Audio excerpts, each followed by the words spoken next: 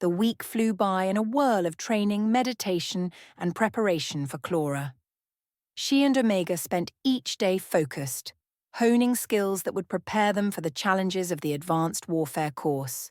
Aeliana had organized a rigorous regimen, and every moment felt purposeful.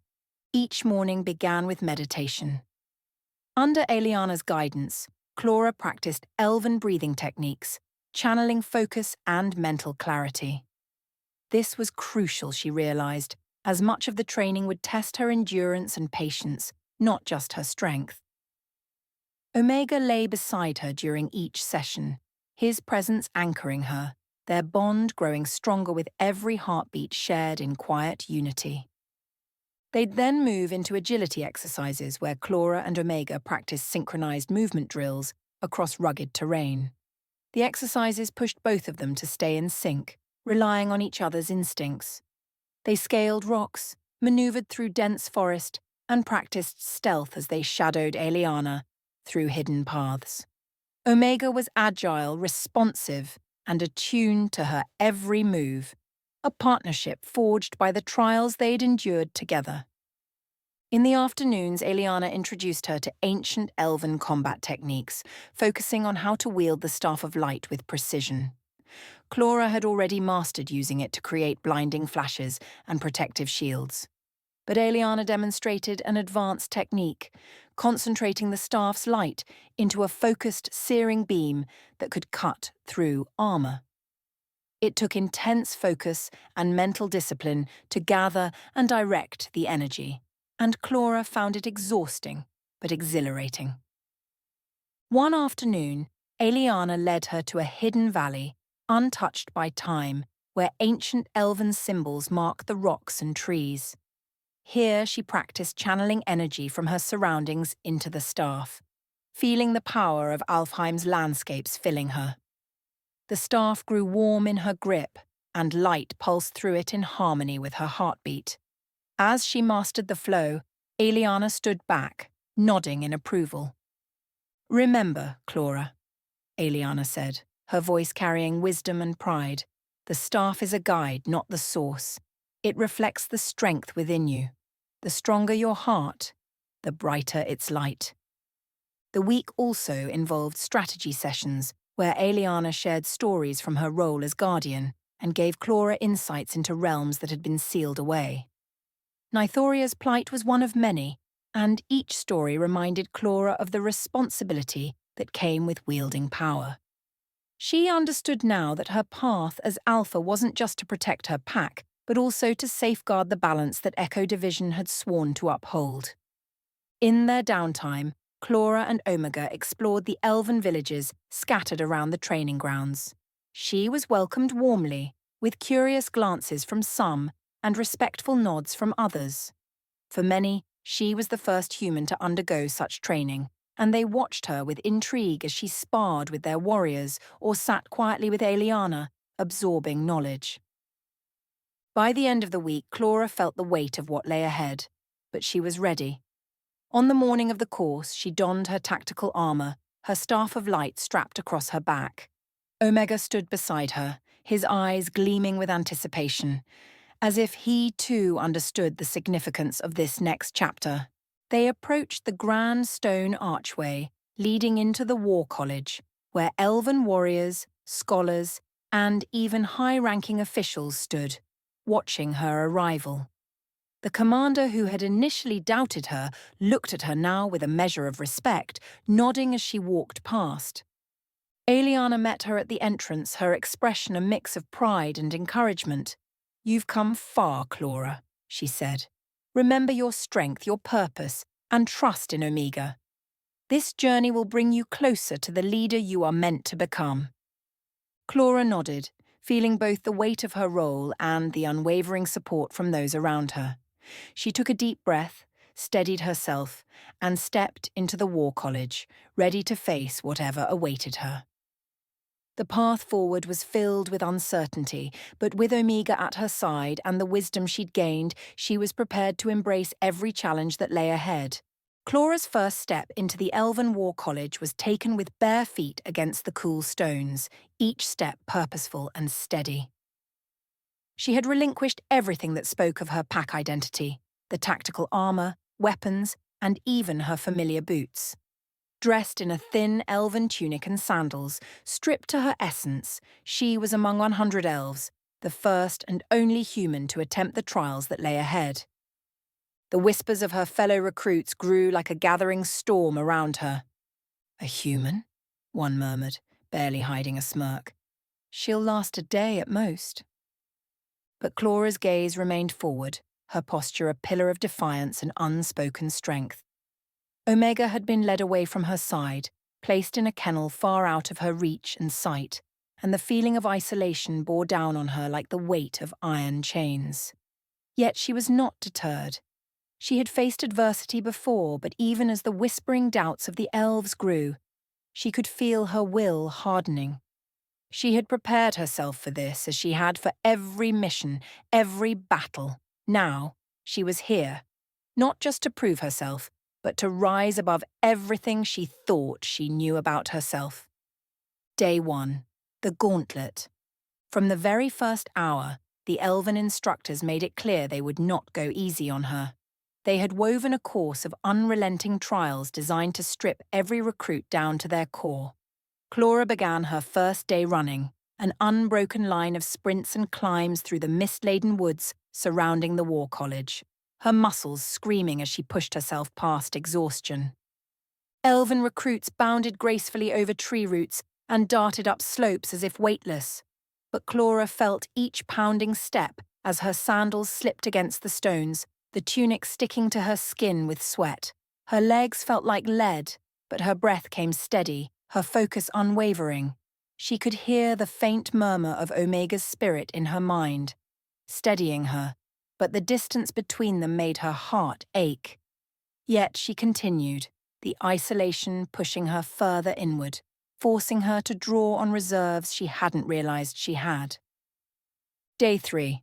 The Sparring Grounds. The third day's trial was combat, but not as she knew it. She faced 3 elves at once in hand-to-hand, each a skilled combatant, trained to exploit every flaw and every moment of hesitation. Bruises bloomed beneath her tunic, muscles screamed in agony, but her resolve held firm. One elf, a wiry recruit with quick hands, sneered, "Is this the strength of an alpha?" before launching a barrage of kicks and punches that Clora barely deflected. She absorbed each blow with gritted teeth, adapting her rhythm, her mind whirling as she adjusted to the unfamiliar combat style. The elf lunged for her, expecting her to dodge right, but she sidestepped left instead, her fist colliding with his jaw in a swift strike that left him staggering. The final match left her panting on her knees, her breath ragged, blood trickling from a split lip. Around her the elves watched with a mix of disbelief and grudging respect. She had held her own, every bruise and ache a testament to her resilience. And though her body screamed in pain, her spirit stood unbroken. Day 5. The Choice. Halfway through the week, Clora faced one of the most grueling trials yet, a timed obstacle course across a stretch of perilous cliffs and deadly drop-offs, where one wrong step could mean serious injury. She moved with calculated precision, her breath steady, her focus intense as she navigated each precarious ledge. Then a sharp cry of pain broke her concentration. She looked back to see an elf struggling, his leg caught in a narrow crevice, his face contorted in agony as he tried and failed to pull himself free. Around him, other recruits passed by without a glance, their focus unyielding as they moved toward the finish line. She hesitated, her gaze shifting between the goal and the injured elf, knowing the choice would cost her. With a heavy breath, Clora turned back, approaching the elf with a steady voice. "Hold on. I'll get you out."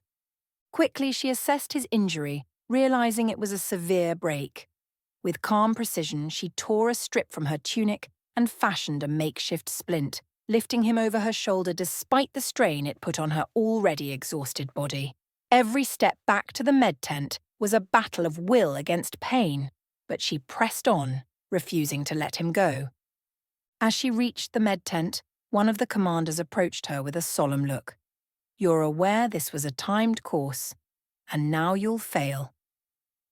Clora nodded, bracing for a reprimand. But instead, the commander regarded her with something akin to respect, a subtle nod of approval before turning away. She had sacrificed her chance to succeed in this trial, but she had gained something far more significant, the grudging respect of those who had doubted her. Final day, the Crucible. The dawn of the final day was heavy with an eerie silence. The Crucible loomed before her, a 20-mile gauntlet designed to push every recruit beyond their limits. Every inch of her body ached from the week's relentless trials. Yet she forced herself forward, the image of Omega and her pack lending her strength. The swim was first, a mile of frigid water cutting through her resolve with icy teeth. She swam through the current, her limbs numb with cold, each breath a battle to remain conscious. Elves passed her with ease, their lithe forms gliding like shadows, but Clora fought the water with relentless determination, reaching the shore with hands shaking and teeth chattering. The mountains were next. Steep, jagged cliffs tore at her hands as she climbed, her bare feet scraping against the unforgiving stone. She pulled herself up, hand over hand, her fingers bloodied and raw, her mind slipping in and out of a haze. But with each slip she reminded herself of the pack, of Omega waiting for her at the end, of the vow she had made to herself. Finally she faced the Trail of Tears, a barren stretch of land riddled with pitfalls and illusions, meant to break even the strongest minds.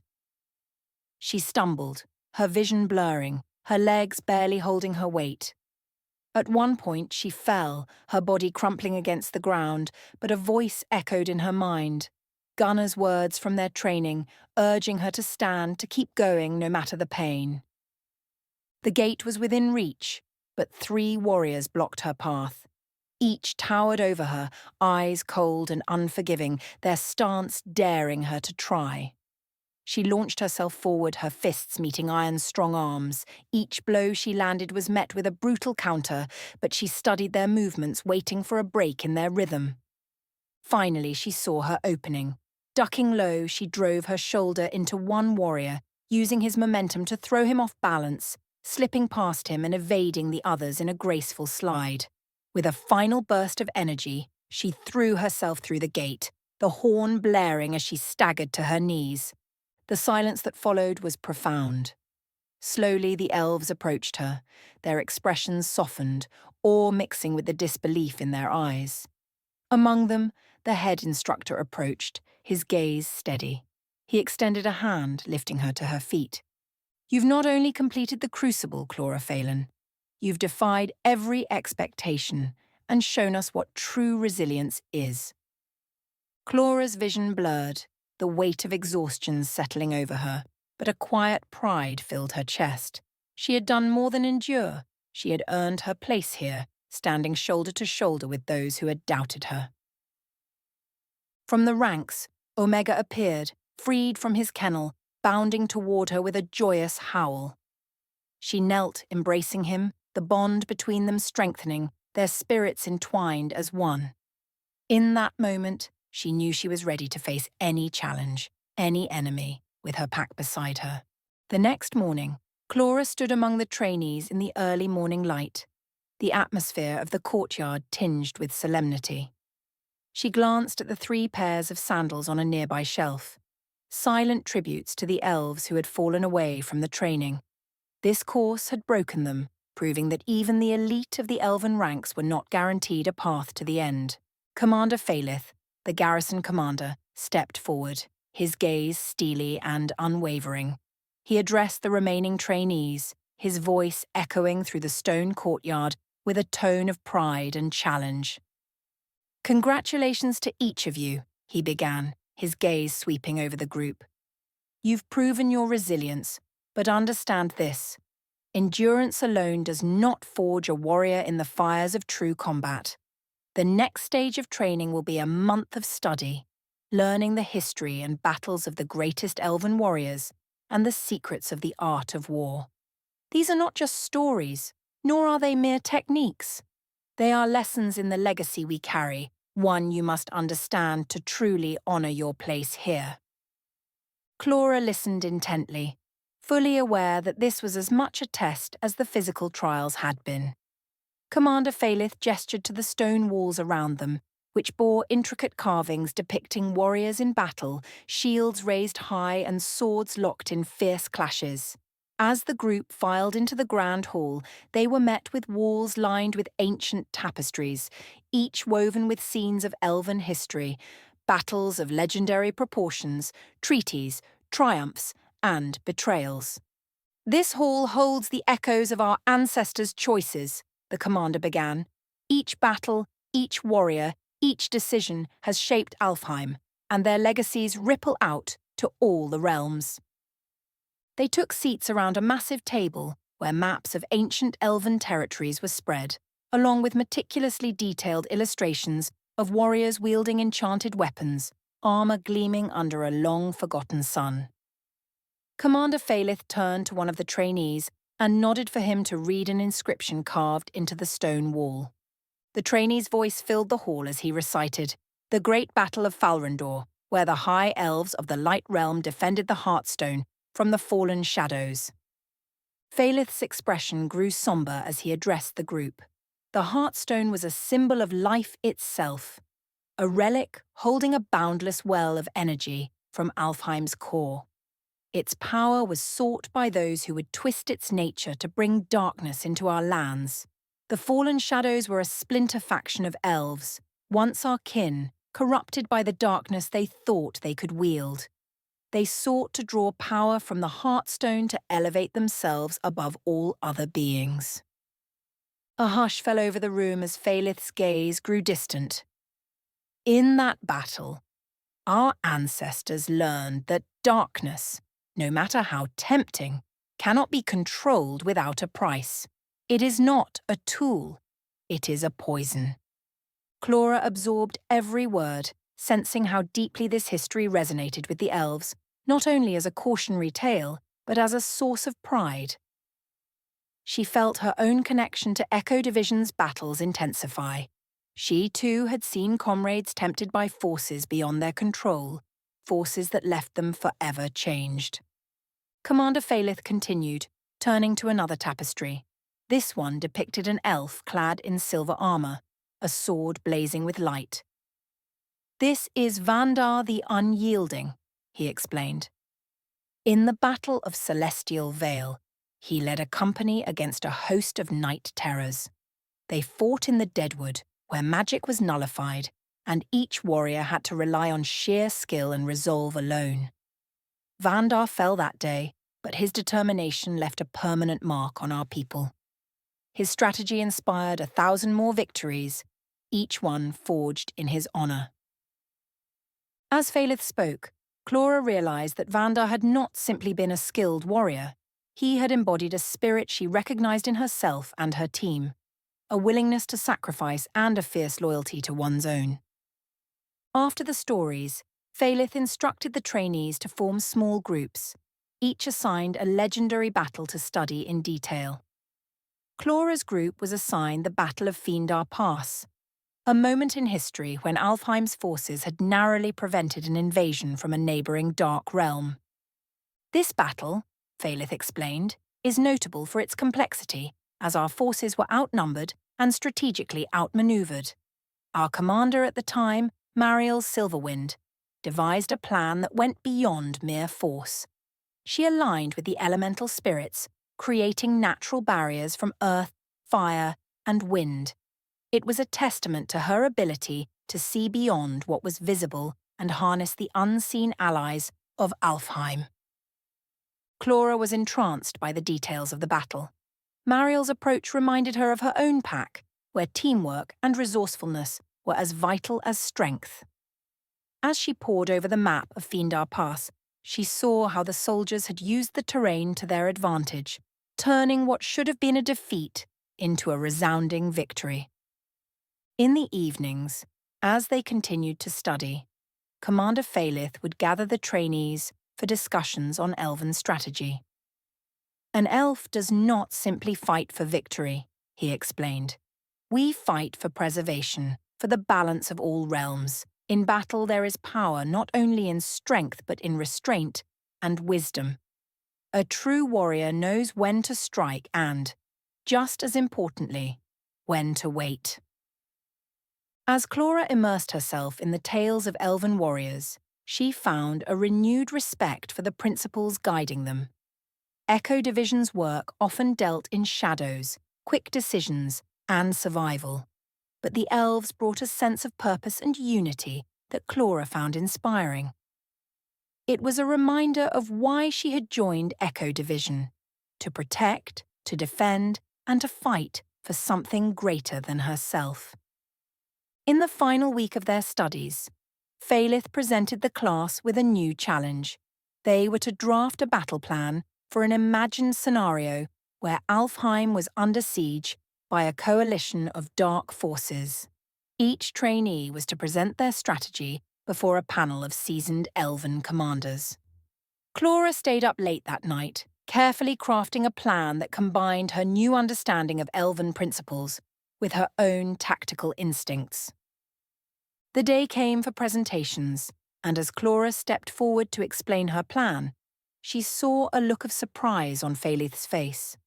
She spoke of defending critical points, of allying with elemental forces, and even included a retreat strategy, something she knew elves rarely considered.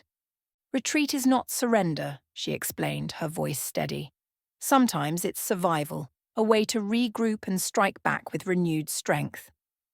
When she finished, there was a moment of silence before Faelith nodded approvingly.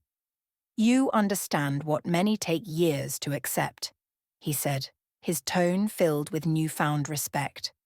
As Clora returned to her seat, she felt Omega's presence even in his absence, their bond a source of strength.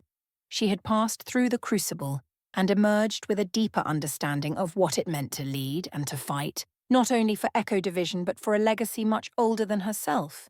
The morning sun cast a warm glow over the courtyard as the remaining trainees gathered. The rigours of training had begun to show on their faces. Each carried marks of fatigue but also the pride of survival. The elven garrison commander stood before them, his eyes sharp, glancing over each face as if weighing their potential for what was to come. "This next phase will demand more than strength," he began, his voice resonant and steady. "You will face creatures and wield artifacts as old as the stars themselves.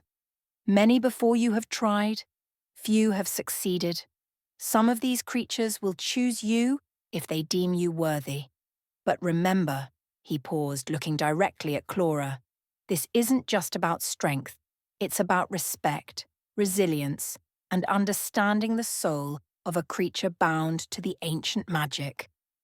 As he spoke, a figure appeared from a side corridor, a magnificent griffin with fiery plumage, its body as large as a stallion's and talons sharp as the finest elven steel. The creature's feathers shifted between hues of crimson and gold, flickering as if flames danced upon its back and wings. The griffin's eyes were embers of molten intensity, unyielding and fierce. The commander nodded toward the griffin. "This is Rhiannon, an elder griffin of the Fireblood lineage. She is a creature of immense pride, and, some might say, temper. She has rejected many who dared to approach her. She doesn't care for titles or heritage. She values strength of spirit." There was a murmur among the trainees. Everyone knew of Rhiannon's reputation. Some stepped back, casting wary glances, unsure if they were ready to approach such a formidable creature. Clora, however, was drawn forward, as if by an invisible pull. She knew Rhiannon was something special, and that somehow this was her challenge. As Clora stepped toward Rhiannon, the crowd fell silent. Rhiannon turned, her sharp gaze locking onto Clora. The air grew tense, heat radiating from the griffin, daring her to continue. Elven whispers flitted around her, some questioning if a human could even dream of earning Rhiannon's favour. Clora kept her eyes steady, matching Rhiannon's intense gaze. She raised a hand, letting it hover a few inches from the creature's feathered neck. "Rhiannon," she said, her voice calm, steady, "I don't seek to conquer you. I only seek to understand." For a moment, Rhiannon's eyes narrowed, her feathers ruffling. Flames sparked along her wings as if testing Clora's resilience. But Clora didn't flinch, standing firm against the waves of heat. Instead, she kept her hand raised, an invitation rather than a command. The griffin's head lowered, bringing its beak close to Clora's outstretched hand, and the flames surrounding her body dimmed, as if granting her permission. Clora's fingers brushed the warm feathers of Rhiannon's neck, feeling the strength and heat beneath. With a graceful dip, Rhiannon knelt, allowing Clora to mount, a gesture no other creature of her stature had offered to a trainee. As Clora climbed onto Rhiannon's back, the griffin's wings unfurled, casting a dazzling light around them. The crowd held its breath as the two lifted into the air, Rhiannon's flames trailing like a comet against the sky. They soared over the training grounds, weaving through rocky outcrops and skimming the treetops. Clora felt an exhilarating rush of freedom and connection, as if she and Rhiannon were of one mind, moving in perfect harmony. Below, her fellow trainees watched in awe, and even the elven commanders exchanged looks of astonishment. When Clora and Rhiannon descended, the other trainees stepped back in respect, some nodding in acknowledgement. Clora had not only proven herself, but had gained a new level of respect from the elves who had once questioned her place among them. The commander approached her, his eyes full of quiet admiration. "You have done what few could dream of, Clora. This bond with Rhiannon speaks to your spirit." His words, measured and dignified, were the highest praise he could offer. As Rhiannon bowed her head toward Clora in mutual respect, the other trainees understood. Clora was not just any human. She was a force to be reckoned with, as fiery and unyielding as the creature she had won over. And as Clora dismounted, Rhiannon's gaze followed her, a silent promise of loyalty and shared purpose forged in that skybound flight. Well, you found your way to the end, haven't you? That must mean you're curious, and we love curiosity around here. Before you vanish into the ether, take a moment to subscribe. It's just a click, and trust me, you'll want to stay in the loop for what comes next. And while you're at it, give the video a like. The energy exchange is good for you. Hit that notification bell too. You wouldn't want to miss out on any of our magical misadventures. Who knows what I might conjure up next? Alright, off you go. But remember, I'll know if you didn't subscribe. See you on the other side.